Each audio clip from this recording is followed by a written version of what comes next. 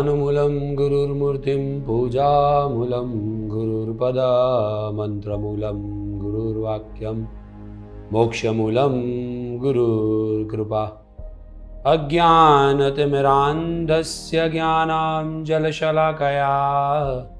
चक्षुरुन्मीलितं येन तस्मै श्रीगुरवे नमः। मन्नाथ श्री जगन्नाथ मद्गुरु श्री जगद्गुरु ममात्मा सर्वभूतात्मा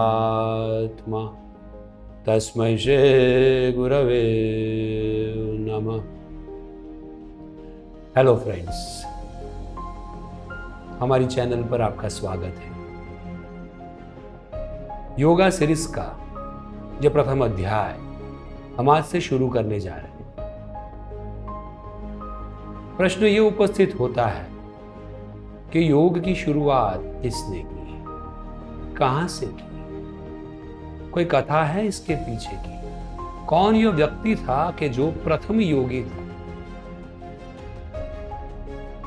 श्री शिव की अगर हम बात करने जाएं तो प्रथम योगी वो आदि योगी शिव थे,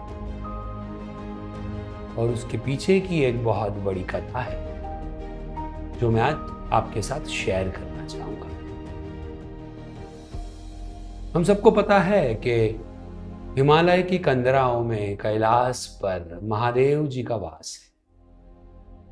सदा वो समाधि में निमग्न रहते हैं। हिमालय की पुत्री पार्वती और हिमालय खुद उनकी खोज में निकलते हैं। हजारों साल खोज करने के बाद अंततः महादेव समाधिस्थ अवस्था में उन्हें प्राप्त होते हैं। महादेव समाधि में हैं, राह देखने के सिवा कोई पर्याय नहीं।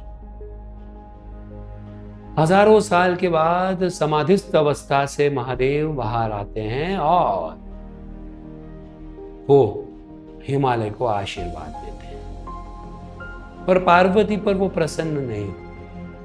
पार्वती जी बोलती है, आप मुझे क्यों आशीर्वाद नहीं देते? महादेव बोलते हैं, आप अभी परिपक्व नहीं है। पार्वती जी बोलती है, मैं प्रकृति हूं, आप पुरुष हैं, और प्रकृति के सिवा पुरुष कोई काम का नहीं, आप मुझे आशीर्वाद दीजिए। महादेव जी बोलते हैं, मैं प्रकृति को ध्वंस कर दूंगा, जो दिख रहा है वो सब मिटा दूंगा। पार्वती जी बोलती है, आप कैसे ध्वंस करेंगे? आप जहां पर बैठे हैं वो धरा प्रकृति है, आप जहां पर विराजमान है वो हिमालय प्रकृति है, आपकी जटा से निकली हुई गंगा प्रकृति है, आप कैसे उसका ध्वंस कर पाओगे? शंभो महादेव को ये बात सही तो लगती है, लेकिन फिर भी वो पार्वती जी पर प्रसन्न नहीं है। पार्वती जी आशीर्वाद के लिए तप करती है, और ये एक अलग प्रकार का तप है।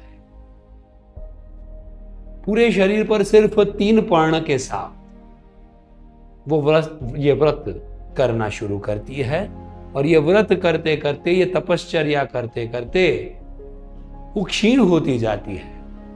3 पर्णों में उन्होंने तपस्या की, तो इसीलिए उनका नाम विपर्णा कहा गया। पर शिव जी प्रसन्न नहीं होते। पार्वती जी एक पत्र का त्याग करके 2 पत्र तपश्चर्या करते हैं, इसलिए वो द्विपर्णा कहलाते हैं। और फिर भी शिव तो शिव है, वो प्रसन्न नहीं होते। पार्वती जी एक पर्ण पर तपश्चर्या करती है, पूरे शरीर क्षीण हो रहा है, सिर्फ एक ही पत्र है और ध्यान में लीन है, तपश्चर्या में लीन है, फिर भी शंभो जो है वो प्रसन्न नहीं होते। ये काल में वो एक पर्ण कहे जाते हैं। अंततः वो एक पर्ण को भी त्याग कर देते हैं और तपश्चर्या करते हैं, और ये अवस्था देखकर पार्वती जी की मां के मुंह से शब्द निकल जाते, ओ मां। और तब से पार्वती का दूसरा नाम उमा, जो नाम हम अभी भी उच्चारण में लेते हैं, वो ध्यान में आया। अंततः आखिर में श्री सदाशिव भोले शंकर पार्वती जी पर प्रसन्न होते हैं और उनसे विवाह करते हैं। ये कोई सामान्य विवाह नहीं है। ये विवाह होने के बाद महादेव तो अपनी धुन में मस्त, अपने ध्यान में मलंग, अलग अलग कंदराओं में घूमते रहते हैं, ध्यानस्थ रहते हैं। और पार्वती जी सोचती है कि पूर्णता प्राप्त करने के लिए मैं क्या करूं। तो पार्वती जी गणेश का और कार्तिकेय का सर्जन करते हैं, फिर भी वो शांति उन्हें प्राप्त नहीं होती, पूर्णता प्राप्त नहीं होती। जब शिव शंभो वापिस आते हैं ध्यान की अवस्था में से, तब वो ये देखकर दुखी होते हैं और पार्वती जी को समझाते हैं कि ये पूर्णता की प्राप्ति करने का कोई मार्ग नहीं है। आओ आप बैठिए और मैं आपको मार्ग दिखाता हूं कि कैसे पूर्णता प्राप्त की जाए, कैसे एकात्म प्राप्त किया जाए। और यहां से यात्रा शुरू होती है योग की। ये यात्रा महादेव और पार्वती के बीच में नहीं है, साथ साथ में कोई और भी इससे जुड़ता है, जिसकी जानकारी, जिसकी बातें हम हमारे दूसरे अध्याय में करेंगे। फ्रेंड्स, हम योग की एक एक माहिती की चर्चा करेंगे, बारीकाई से चर्चा करेंगे, योग के सब आयाम की बातें करेंगे और मैं आपको हर एक पद्धति, यम, नियम, आसन, प्राणायाम, ध्यान, धारणा, समाधि सब यह अध्याय में सिखाने वाला हूं। तो हर एक अध्याय में आप जुड़े रहे। कर्पूर गौरम करुणावतारम संसार सारं भुजगेन्द्रहारं सदा वसन्तं हृदयारविन्दे भवं भवानी सहितं नमामि।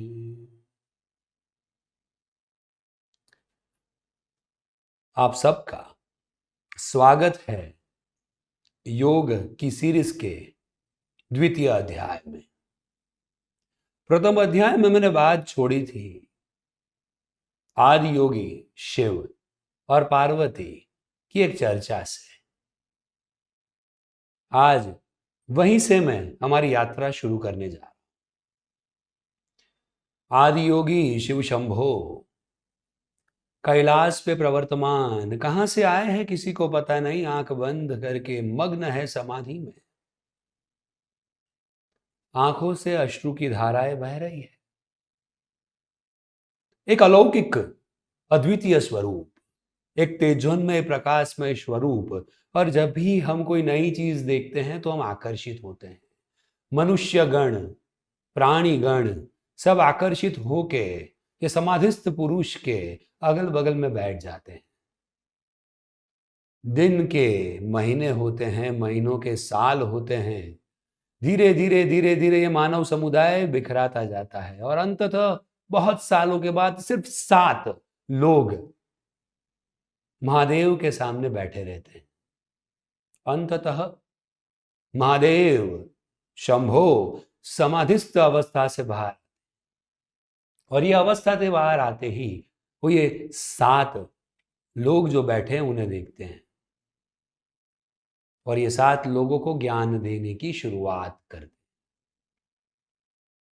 और तब से योग की यात्रा शुरू होती है। तो पार्वती जी तो ये यात्रा में सम्मिलित है ही, लेकिन ये 7 जो मानव समुदाय के लोग, 7 व्यक्तिगत लोग जो ये यात्रा में जुड़ते हैं, उन्हें सप्तर्षि कहा जाता है।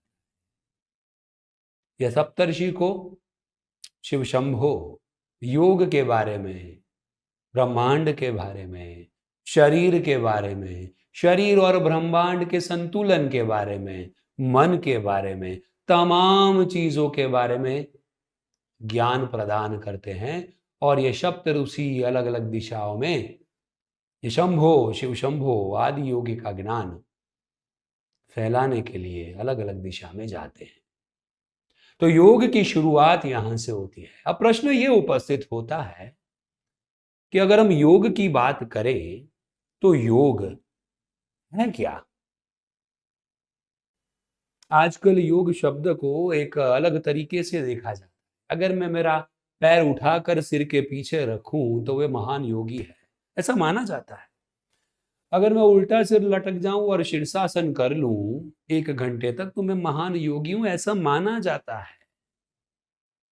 अगर मैं खड्डा खोद कर अंदर बैठ जाऊं और खुद को अंदर संभालूं और फिर बाहर निकलूं थोड़े समय के बाद तो मैं योगी हूं, ऐसा माना जाता है। अगर हम ये चीज पर ध्यान दें तो चमगादड़ पूरी रात उल्टा सिर लटके रहता है, क्या वो योगी है? अगर हम मेढक को देखें तो वो 6 महीने तक सुषुप्त अवस्था में रहता है, क्या वो योगी है? नहीं। तो योग किसे कहा जाता है? ध्यान दे, योग माने जोड़ना। संस्कृत की एक धातु युज पर से ये शब्द आया हुआ है, योग माने जोड़ना। क्या जोड़ना? शरीर और मन को जोड़ना। शरीर और मन को जोड़ना। शरीर और मन को हम कैसे जोड़ सकते हैं? तो शरीर और मन को हम योग के माध्यम से जोड़ सकते हैं। मेरा शरीर यहां है लेकिन मन किसी और जगह पर है तो उसे भी योग कहा। और ये शरीर और मन को जोड़ने की प्रक्रिया को योग कहते हैं। योग के 7 आयाम हैं और ये 7 आयाम की अगर हम बात करने जाएं तो हर एक अध्याय में एक एक आयाम पर हम बात करेंगे। परंतु ये मन को स्थिर कैसे करें? योग के द्वारा करें, जरूर से करें। और इससे ही संकलित एक कथा की बात मैं आपके साथ आज करने वाला हूं। एक गुरु थे और उसका एक चेला था। अब वो जो चेला था वो गुरु के पास गया और उन्हें गुरु को बोला, गुरु जी मुझे एक मंत्र दीजिए जो मैं पढ़ूं और सिद्ध हो जाए। गुरु जी ने बोला, ऐसा कोई मंत्र नहीं होता, तू ध्यान कर और जो मैंने बताया हुआ है वो क्रिया करता जा तो मन शांत होगा। अब चेला तो चेला था, चेला ने बोला, नहीं मुझे मंत्र दीजिए गुरु जी। वो पीछे पड़ गया, गुरु जी ने मना कर दिया। वो दुखी होकर जाने लगा। थोड़ा आगे गया तो गुरु ने बुलाया, यहां पर आ, ये ले एक चिट्ठी मैं तुझे दे रहा हूं, पूर्णिमा की रात को 12 बजे तुझे ये चिट्ठी पढ़नी है और इसमें मंत्र है 3 बार पढ़ना, पढ़ेगा मंत्र सिद्ध हो जाएगा। चेला खुश हो गया। वो खुश होकर चिट्ठी लेकर जा रहा था। थोड़ा ही आगे गया था, गुरु ने बूम लगा के बुलाया, अरे ओ यहां पर आ, सुन सुन सुन सुन सुन सुन, ये जो चिट्ठी है उसमें मंत्र है, जब तू 3 बार मंत्र पढ़े तब तुझे मरकट का विचार नहीं आना चाहिए, माने बंदर का विचार नहीं आना चाहिए। चेले ने बोला, गुरुजी मैंने मरकट को देखा नहीं है पिछले 5 साल से, कैसे सोचूंगा।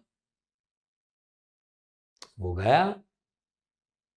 दूसरे दिन वो नहा रहा था और कुछ गिरा, उसे लगा बंदर होगा।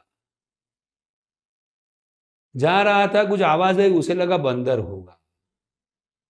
हर बार बंदर बंदर बंदर, हर जगह पर उसे बंदर दिखने लगे। 5वें दिन वो वापस गुरुजी के पास आ रहा है और गुरुजी को बोला, महात्मा जी मैंने बंदर देखा नहीं था लेकिन अब मुझे बंदर ही बंदर दिख रहे हैं, मैं क्या करूं। गुरुजी मुस्कुराए और उन्हें बताया कि कोई ऐसा मार्ग नहीं है कि जिसका उपयोग करके आप मन को शांत कर सके। उसे शांत करने के लिए अभ्यास चाहिए। इसीलिए कहा गया है, मन एवं मनुष्याणाम कारणम बंध मोक्षयोः। मन ही आपका परम शत्रु है, मन ही आपका परम मित्र है। उसे साथ में लेकर चलना है, उसे काबू में नहीं लाना। और ये मन को साथ में लेके चलने की अवस्था, रीत, प्रक्रिया, उसे ही हम योग कहते हैं। नमस्कार मित्रों, स्वागत है आप सबका यह आध्यात्मिक सफर में।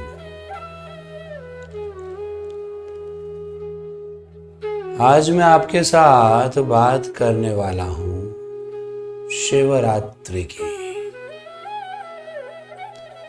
एक छोटी सी कथा जो मैं आपके साथ बांटना चाहता हूं। शिव को अजन्मा कहा जाता है।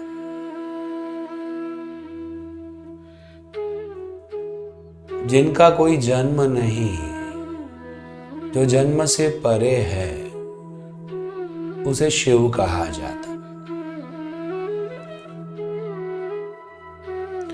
सृष्टि से भी पहले जिसका अस्तित्व था, उसे शिव कहा जाता है।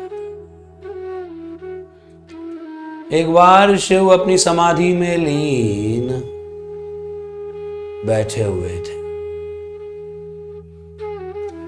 तभी सृष्टिकर्ता सर्जनहार श्री ब्रह्मा ने सृष्टि का सर्जन करना शुरू किया। ब्रह्मांड की रचना की, आकाश गंगा की रचना की, सूर्य की रचना की, सृष्टि की रचना की। ये तमाम रचना करने के बाद सृष्टि इतनी अच्छी और बड़ी बन गई थी कि उसको देखने के लिए ब्रह्मा जी को 2 आंखें पर्याप्त नहीं थी।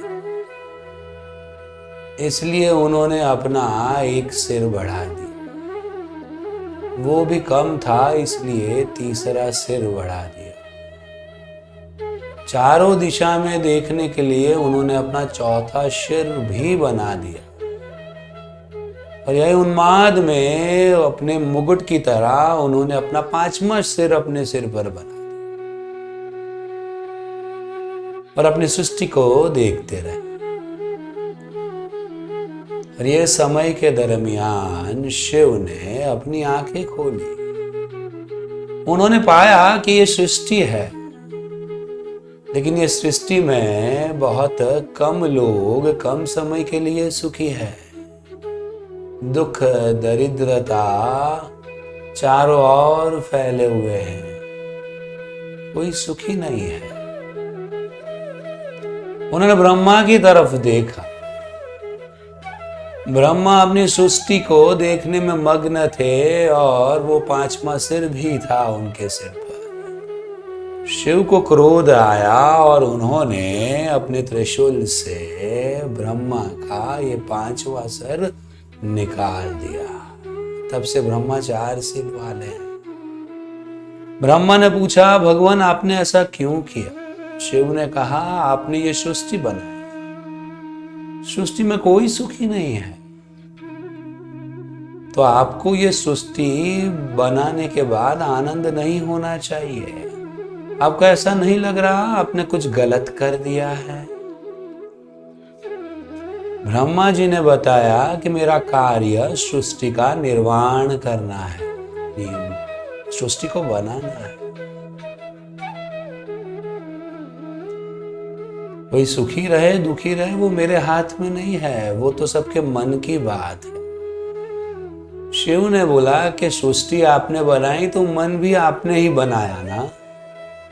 ब्रह्मा जी ने जवाब दिया, प्रकृति मैंने बनाई, लेकिन प्रकृति, मन की प्रकृति, वो सृष्टि में रहने वालों के हाथ में है, क्योंकि मन की कोई प्रकृति ही नहीं। आप चाहो तो आप खुश रह सकते हो, आप चाहो तो आप दुखी रह सकते हो, आप चाहो तो आप आनंद में रह सकते हो, आप चाहो तो आप दरिद्रता में रह सकते हो, आप चाहो तो पैसों के बीच में रहकर भी आप दुखी रह सकते हो, और आप चाहो, आपका मन चाहे तो आप दरिद्रता में भी परमानंद में रह सकते हो, क्योंकि मन की कोई प्रकृति ही नहीं है। शिव ने सोचा कि सच में ऐसा है, इसलिए शिव ने आंख बंद कर दी और वो ध्यान में लीन हुए। उसने अपनी प्रकृति, अपने मन को देखने की शुरुआत की और अंततः उन्होंने पाया कि मन की तो कोई प्रकृति ही नहीं है। वो इतने उन्मादित हो गए, इतने आनंद में आ गए कि वो नाचने लगे। वो इतने खुश थे और नाच रहे थे, और नाचते नाचते उन्हें पता चला कि अरे, अगर आनंद ही पाना है तो सिर्फ नाचने से नहीं, स्थिरता में भी आनंद है। इसीलिए वो स्थिर होकर आंख बंद करके स्थिर और समाधिस्थ हो गए। माने यहां पर दो चीजें हुई, वो स्थिर भी रहे और वो उन्मादित आनंद में नृत्य भी करते रहे। ये चीज जिस दिन हुई वो दिन को शिवरात्रि माना जाता है। कहा जाता है शिव संहारक है। संहारक माने शिव सृष्टि का संहार नहीं करते, लेकिन हमारी जो मन है वो मन में प्रकृति जिसकी नहीं है उसका संहार करते हैं। माने हम आज जो कुछ भी सोच रहे हैं या भविष्य में जो कुछ भी हम सोचने वाले हैं वो और कुछ नहीं बल्कि हमारे अतीत का प्रतिबिंब है। शिव संहार करते हैं अतीत का, क्योंकि अगर आप अतीत के प्रतिबिंब में रहोगे और उसे आप वर्तमान में लाओगे और भविष्य की बातें करोगे तो कभी भी विकास नहीं कर पाओगे। तो शिव संहारक है हमारे अतीत के। इसीलिए हम शिवरात्रि मनाते हैं कि हम हमारे अतीत का संहार करें, वर्तमान में रहे और भविष्य के बारे में ना सोचे। क्योंकि अगर आपका वर्तमान सही तरीके से कार्य करेगा तो आपका भविष्य भी उज्जवल रहेगा। तो ये अतीत के ध्वंस का दिन है शिवरात्रि। आज मैंने आपके साथ सृष्टिकर्ता ब्रह्मा और शिव की बातें की। अगले एपिसोड में और ऐसी बातें लेकर आपके सामने उपस्थित हो जाऊंगा। तब तक के लिए आपके सहायक मित्र डॉक्टर भारत स्वादिया को अनुमति दीजिए। सबका शुभ हो, सबका मंगल हो।